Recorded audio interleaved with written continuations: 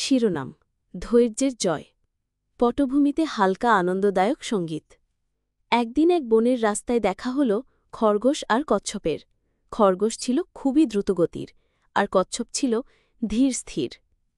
খরগোশ হাসতে হাসতে, এই কচ্ছপদা, তুমি এত ধীরে হাঁটো, আমার সঙ্গে দৌড়ালে হাঁটতে সময় লাগবে না একটুও?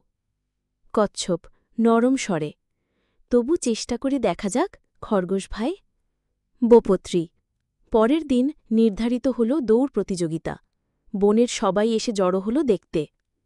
পাখি, বানর, হরিণ সবাই চিৎকার করছে, চলো দৌড় শুরু হোক, ৩, ২, ১, শুরু। বপত্রী, দৌড় শুরু। বপত্রী।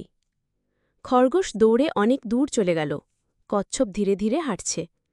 খরগোশ এক গাছের নিচে এসে বলল, আহ, কচ্ছপ তো অনেক পিছনে, একটু ঘুমিয়েই নিই না হয়।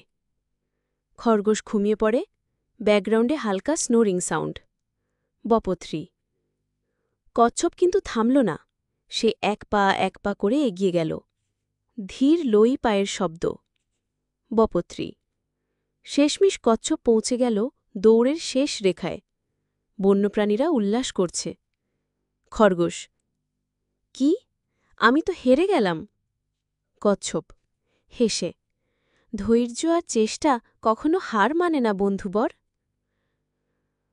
ধৈর্য ও চেষ্টাই সাফল্যের চাবিকাঠি।